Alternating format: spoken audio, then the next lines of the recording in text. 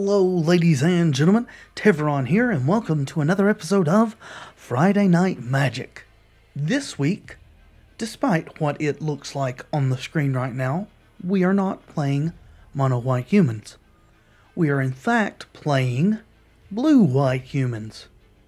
Very light splash of blue. The base of the deck is the mono-white humans deck with a few changes. We're just going to go through those quickly here. We're running 1 Kithion, 3 Anointer of Champions, 3 Expedition Envoy, 2 Hanweir Militia Captain, 2 Thalia's Lieutenant, 2 Knight of the White Orchid, 3 Consul's Lieutenant, 3 Dauntless River Marshal. This is a 2 mana 2/1, and if you have an island, it gets +1/+1. For 3 and a blue, you can tap target creature. 4 Topin Freeblade, 2 Declaration in Stone, 2 Bygone Bishop, 3 Jessian Thief, which is a blue and 2 for a 1/3 with prowess, and whenever it deals damage to a player, combat damage to a player, we draw a card. 3 Reflector Mage, blue, white, and 1, 2/3. When Reflector Mage enters the battlefield, return target creature an opponent controls to its owner's hand. That creature's owner can't cast spells with the same name as that creature until your next turn. 2 Always Watching, 4 Spell Shrivel, and the mana base is 10 Plains, 1 Island, 2 Prairie Streams, 2 Glacial Fortress, 4 Evolving Wild, and 2 Meandering River. We only ever really need 1 blue mana out to have the deck function as we need it to. But enough talk. Time to put this deck into action. Okay. This is a pretty good hand. We are on the draw, so Knight of the White Orchid is even better than he usually is, so we're going to go ahead and keep this hand. The Knight of the White Orchid will hopefully accelerate us into our 3 drops here. Opponent leads off with a Plains and nothing else. We're going to lead off with a Meandering River. On our second turn, we will most likely be dropping the Dauntless River Marshal in the hopes that our opponent will have a 3rd land drop to bring our Knight of the White Orchid online. Looks like we are playing a mirror here. This should be interesting. Topin Freeblade. I think I will drop the Topin Freeblade then instead of the Dauntless River Marshal. We would be quite happy if our opponent makes a 3rd land drop here. We cannot profitably block this Consul's Lieutenant as it is. They did drop a 3rd land. That is going to be good for us, hopefully. We will not be blocking, so unfortunately that Consul's Lieutenant will become renowned. Hopefully, we will be able to overcome this setback. And it would be good to top deck a land. We didn't, but that is not a horrible problem. What is bad is we can't get our Topin Freeblade in there to get her renowned. Let's go ahead and drop Knight of the White Orchid. And as much as I would like to get a Prairie Stream here, which we can get because it is a Plains, it's going to come into play tapped, and I would like to drop Kithion this turn, so I'm going to go ahead and just get a regular Plains. There we go. We can potentially flip Kithion next turn, though our opponent does have access to Reflector Mage and Declaration in Stone as just like we do. So Kithion may not survive till the next turn, or he may be stranded in our hand. Alright, there's Dauntless River Marshal from the opponent. Our 2 decks seem to be very similar.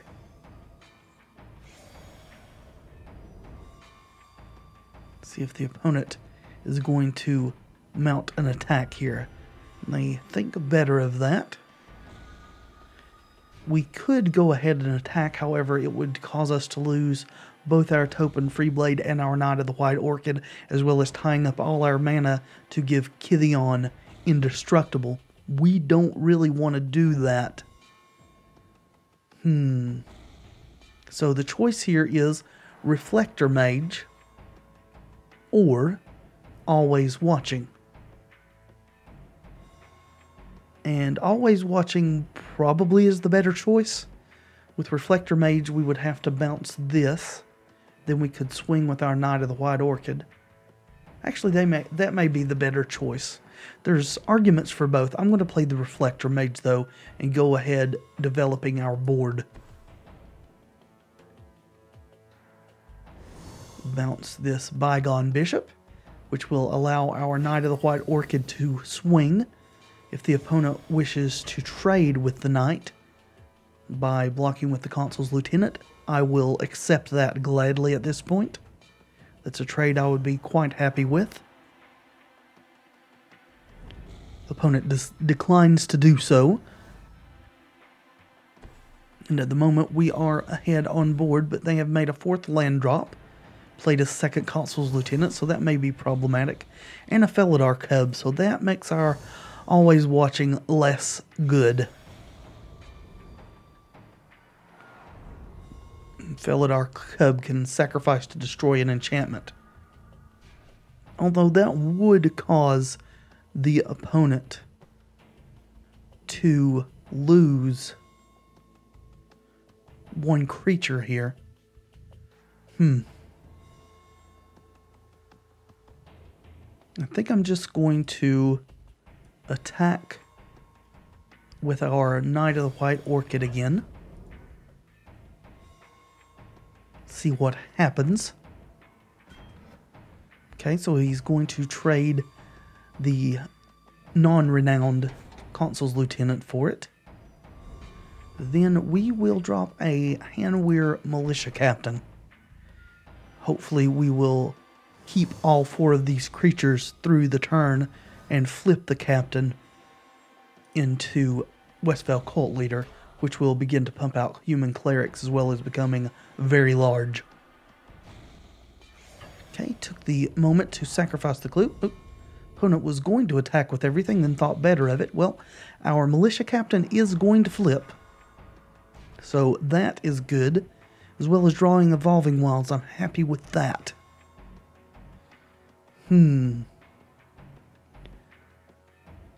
One thing we could do here is attack with Kithion by himself, holding up the mana to give him indestructible so that no matter what blocks, he's going to kill it. I think that's what I'm going to do. And just let the Westvale Cult Leader here continue to build our army.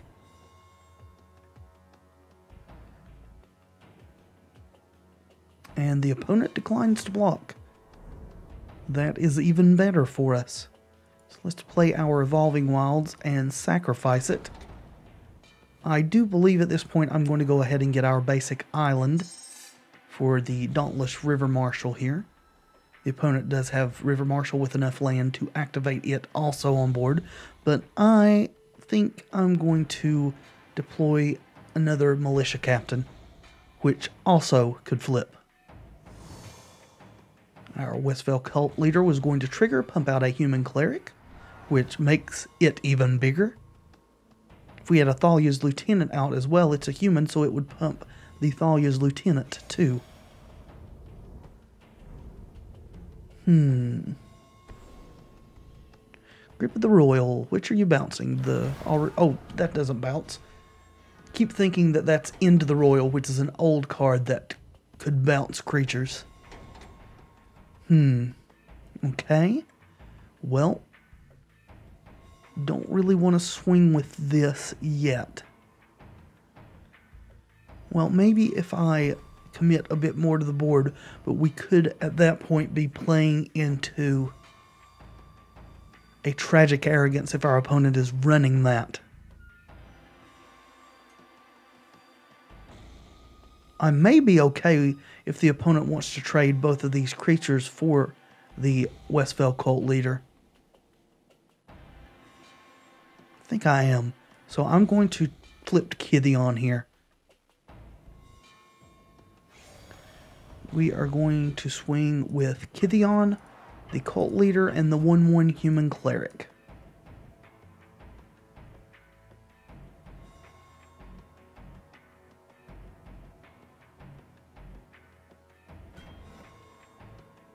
Okay. Killing the human cleric. Not bothering to block the other two, and Kithion will flip. Our opponent is now at 8 life as well. And we are going to use the ability to untap a creature and give it indestructible. And we're going to untap that one. Then I think we will simply pass the turn. 2 human clerics from our flipped cult leaders there.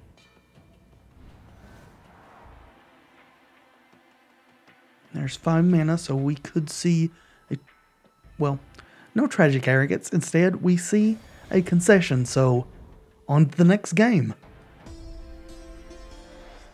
Alright.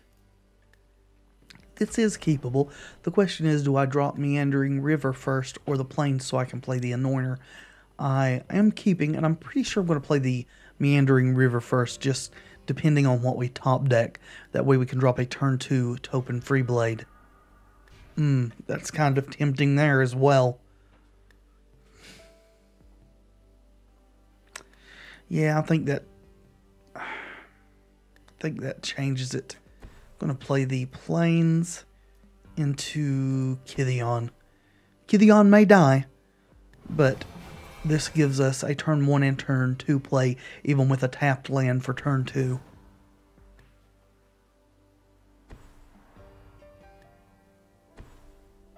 Okay, Sylvan Ranger, so Kithion will survive at least this turn.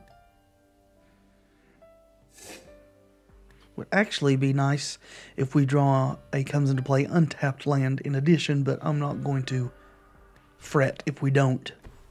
Go ahead and play our Anointer. And we will not be attacking. Thank you very much. Would like for my Kithion to remain on the battlefield. Alright, Sylvan Advocate. That is a good wall. Keeps us from getting super aggressive here. Though I actually wouldn't mind too awfully much trading Kithion for that Sylvan Advocate. I could also play Thalia's Lieutenant, making him a 3-2, then swing as if I'm offering a trade and pump with Anointer if the opponent doesn't pay attention to that. Would be a 2-for-1 too if they decided to block with both of these to trade those two for Kithion. I think I'm going to try that. I would be okay with a 2-for-1 trade here. We will swing. We could also see a Radiant Flames come into play next turn. That's something this deck has a hard time with, so they do, or they are willing to trade both these creatures for our Kithion. Deal damage there first. We will pause and +1 on the Kithion. Good deal. It is an okay trade from my side of the field. Would have been better if that was one of our other 2 1-for-1 creatures. The Expedition Envoy, I believe it's called. Alright, that is fine. This is one of the situations where we do want to play our creatures pre-combat because they are humans and are going to pump Thalia's Lieutenant. Go ahead and get a Plains here. Play Topen Freeblade, and then we will swing for 4. It is appearing as if our opponent is on ramp of some sort. Maybe just straight Gruul, as all we see so far are forests and mountains. From Beyond is usually a ramp card.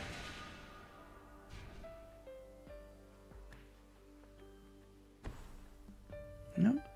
5 land, 6 mana total. Oh, Woodland Bellower. Is that going to fetch another Sylvan Advocate, perhaps? Nope. Sylvan Ranger. Okay.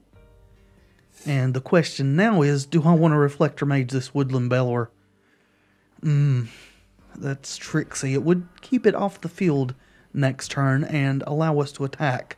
So I think it's probably the best bet, even though it gives our opponent there a rebuy on the fetch for a green creature that the Woodland Bellower does. We do have Spell Shrivel available that we can hold up to perhaps prevent that. Now, let's bounce this. That doesn't give our opponent any profitable blocks. Just keep the pressure on.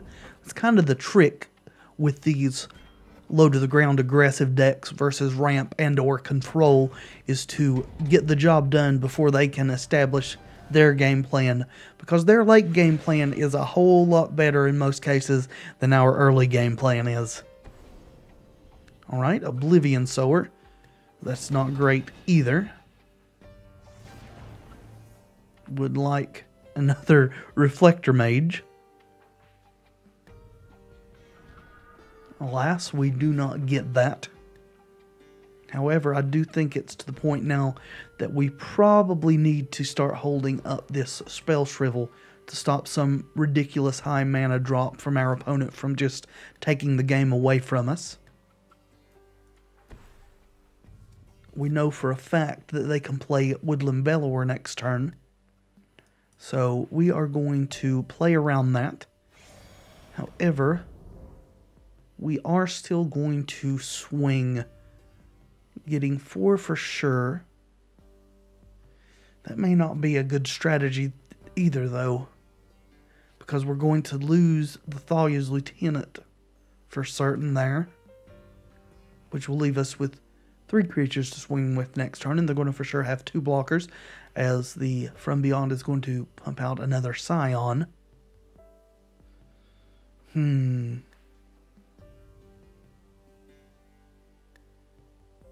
I think we've got to do it anyway. Really, really wish we had a 1-drop here. Okay, so they're not going to kill the Thalia's Lieutenant. It's a little strange, but that's fine. Guess they were more concerned with the vigilance that the Taupen Freeblade has. Spell Shrivel, thank you very much. Alright, land drop and pass, I suppose. Oop, nope. Sacrifice that Scion for an Advocate, which is now a 4/5.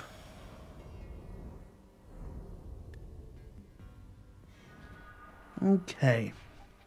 So, there is no way I'm going to attack into this. So what we're going to do is play Bygone Bishop, and then Taupen Freeblade, generating a clue from the Bishop. We may be getting to a situation here where the opponent is going to take the game away from us. At this point, a Radiant Flames, if they have a 3rd color that they can get access to, is going to destroy us, leaving us with just the Thalia's Lieutenant on board. Thankfully, they have not shown a 3rd color for Radiant Flames yet. Although Chandra's Ignition would do the job just as well. Devour in Flames, so 5 damage. Okay. And they got to bounce a land, right? Yes. Okay, 2 of those. Well, that is bad news.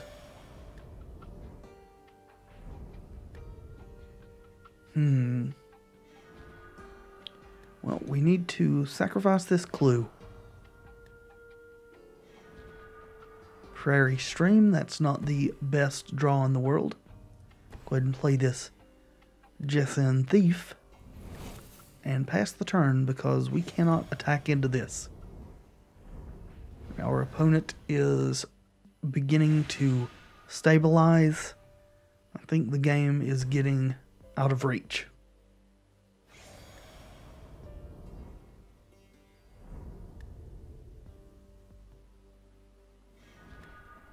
Thalia's Lieutenant does help. I'm going to continue to hold this Plains here just as a bluff.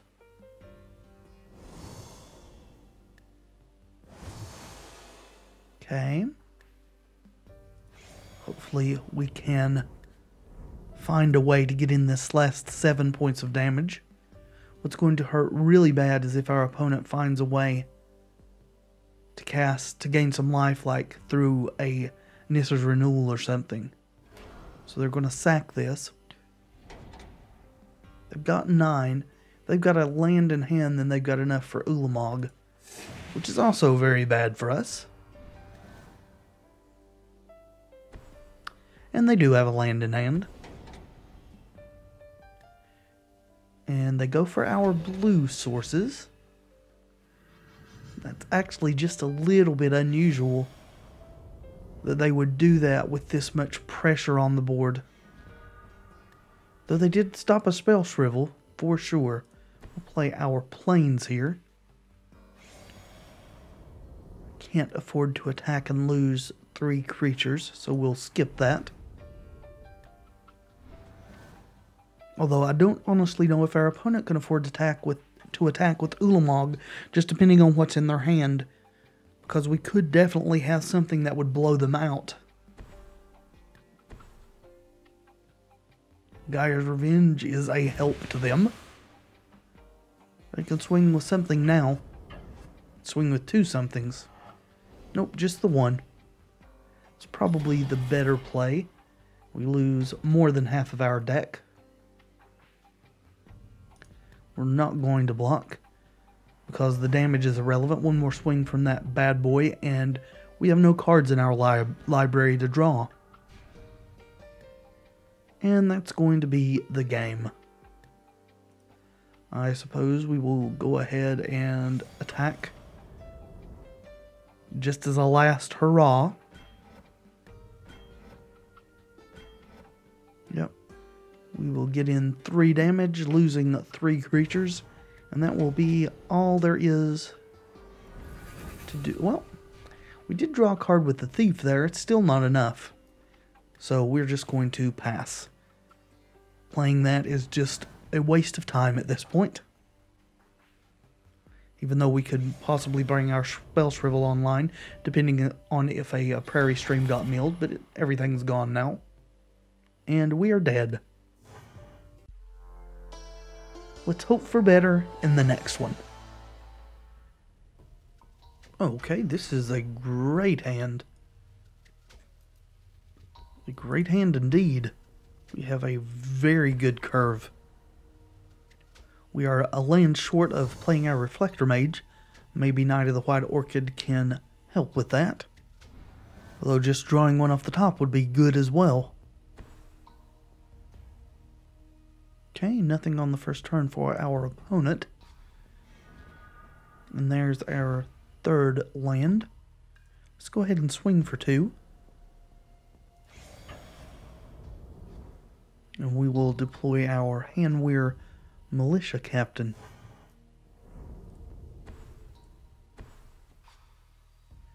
So Reflector Mage can be online next turn. Not going to worry too awfully much about getting full value from the Knight of the White Orchid, though it would be very good if we could.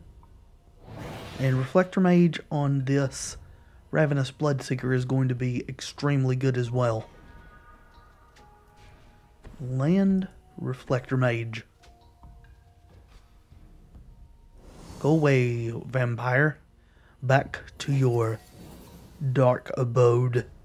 As it slinks back into its slimy, stinky hovel.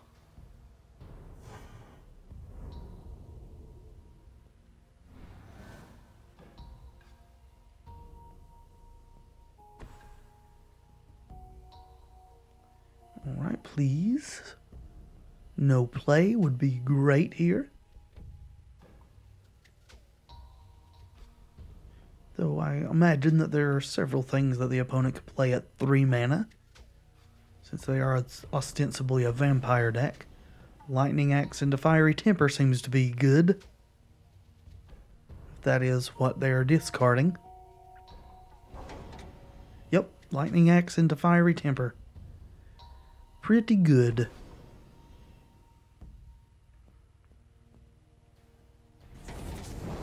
Alright, so our next turn is going to be Bygone Bishop.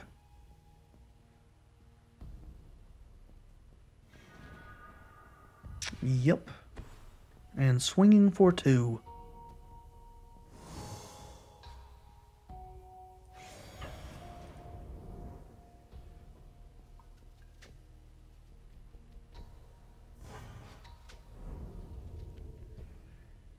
And we expect to see the Ravenous Bloodseeker played again this turn. And there it is. Probably with something else.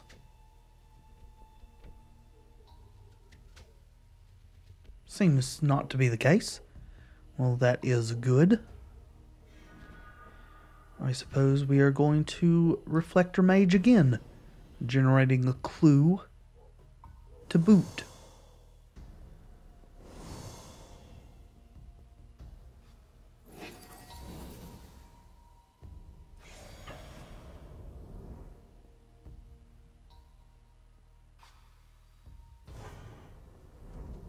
Nice.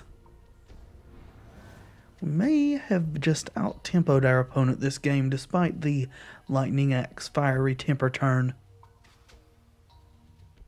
Because we have 2 creatures to drop next turn, with White Knight being the catalyst for that. Hello, Olivia.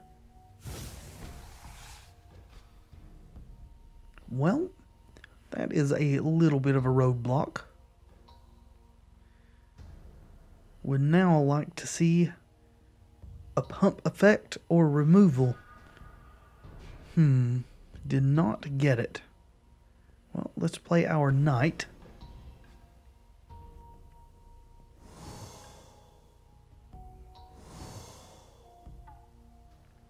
Yes, I would. Please give me a Prairie Stream.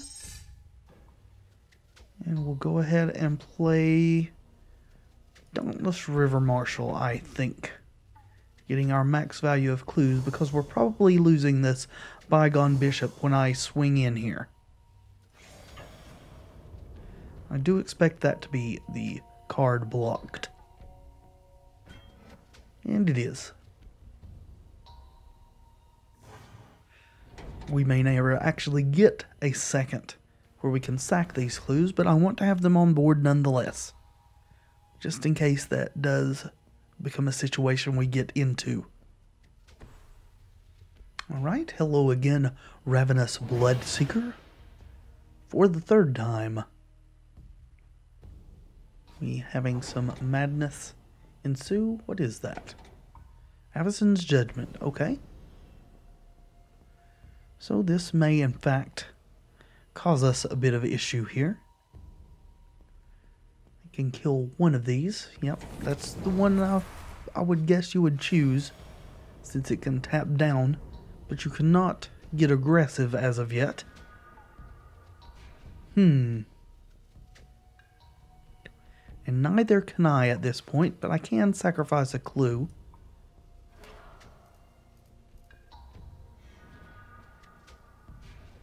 And a land. Drop Token Freeblade.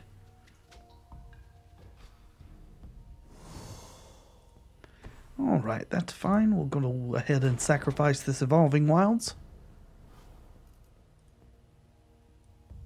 Yes. Take that Plains. And we will not be attacking this turn.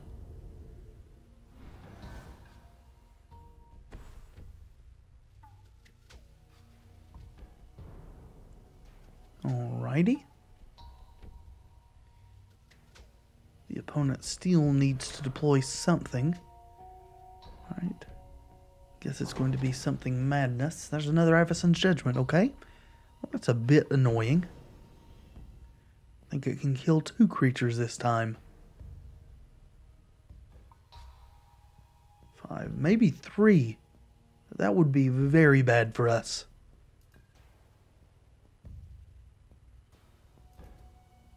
Yep. Yeah, that's rather unfortunate there. And taking 3 in the air now.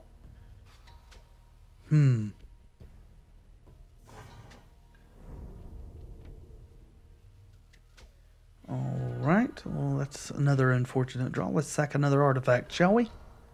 Sack a clue. That helps a bit.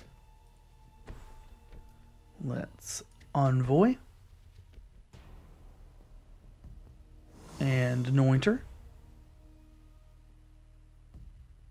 And Freeblade.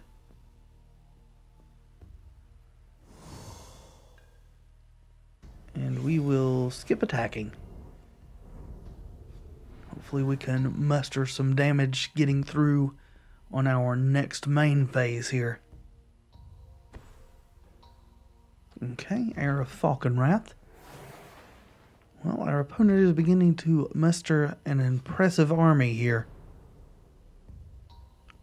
One that may thwart us if we can't manage to pull something together before too awfully long. That one I don't think can block. Yeah, cannot block. It can give others haste though, right? Yes, it can. Looks like that's what's going to happen. Give itself haste. Alright, so we're taking 2. Our opponent is down to 1 card in hand. It will be very, very bad for us if that 1 card in hand is a Fiery Temper.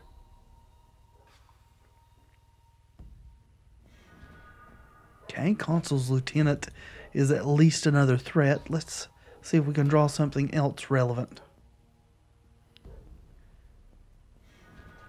Spell Shrivel may be very relevant. However, I don't think we can afford to just sit back and hold it up. So we're going to cast our Consul's Lieutenant here. Removal or pump of some kind would be very, very welcome right now. And it was a Fiery Temper. Doggone it. Yep. Bye-bye, Anointer. And flipped Heir of Falconwrath. Cannot afford to attack. We need a Thalia's Lieutenant / Always Watching. Those would be our absolute best draws right now. Although a Declaration in Stone would be helpful. Okay. Looks like our opponent continues to swing for just 2. Suppose it does pay to be extremely careful while you are at 4 life.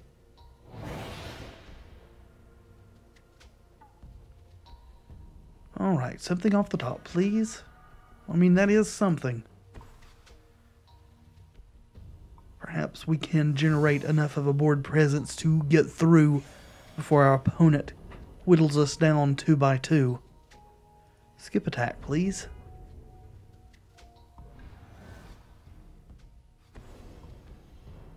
Okay. Pretty sure you had Spell Mastery. And you did. Swinging for another 2.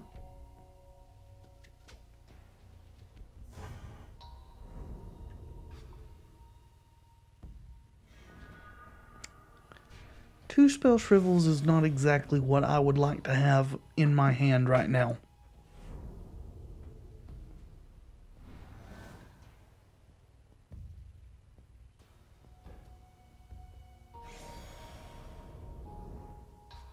Are we going to be swung at for more than 2? Doesn't seem so.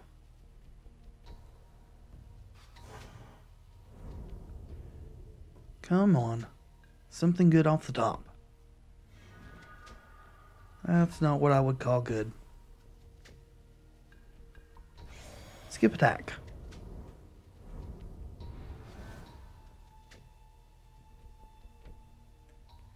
See, 3, 4, 5, 6, 7, 8, 9, 10, 11. They could kill us right here if they aren't scared of some combat trick or something from us, but it seems like they are, so that gives us at least one more turn here to do something.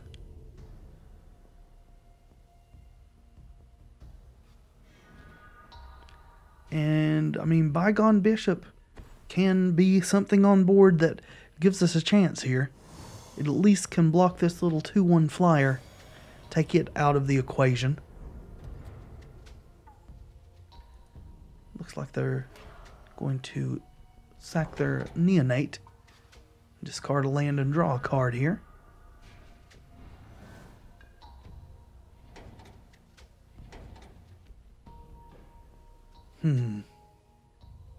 So next turn we can potentially win, just depending, because this cannot block. If they have nothing else, then they block 3. But they did have enough to pay for this, so we need a bit more.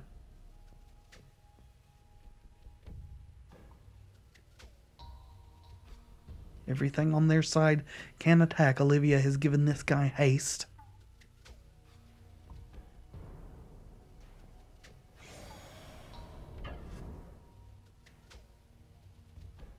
Okay. I'm going to let that through if they swing with it. They have no mana up to madness anything that they would discard. And it on its own is not going to be able to deal enough damage to kill me. Will take us to 3. Olivia's another story, though.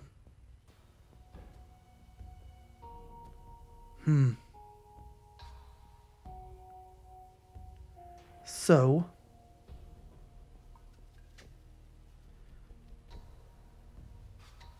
I'm going to double block here.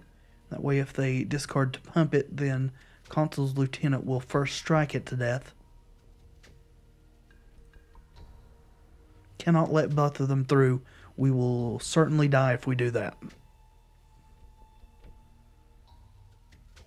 Alright, so we're losing our Consul's Lieutenant. Going to 4.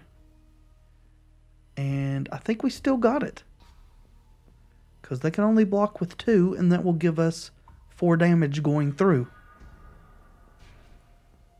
Let's swing.